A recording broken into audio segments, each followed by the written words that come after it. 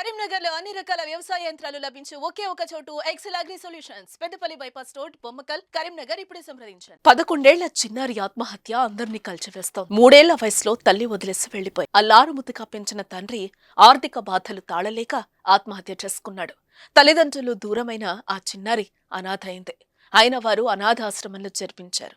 ఆశ్రమంలో చేరిన ఆ చిన్నారి 2 ఏళ్లు బాగానే ఉంది, కానీ ఏం జరిగిందో ఏమో ఉరేసుకుని ఆత్మహత్య చేసుకుంది. ఈ హృదయ విషాదకర ఘటన దుండిగల్ పరిధిలో చోటు చేసుకుంది. పూర్తి వివరాల్లోకి వెళ్తే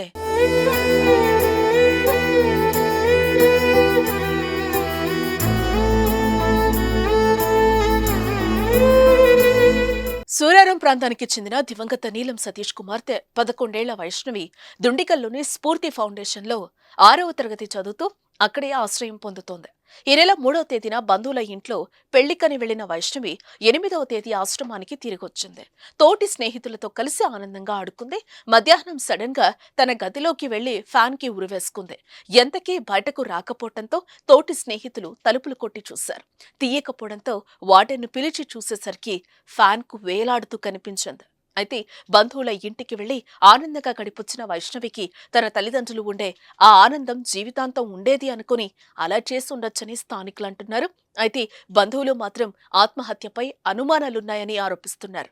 దానికి కారణం గత ఏడాది అదే రూంలో ఇంకో విద్యార్థిని చనిపోవడం వీరి అనుమానానికి బలాన్ని చేకూరుస్తోంది. పోలీసులు కేసు విచారణ జరుపుతున్నారు.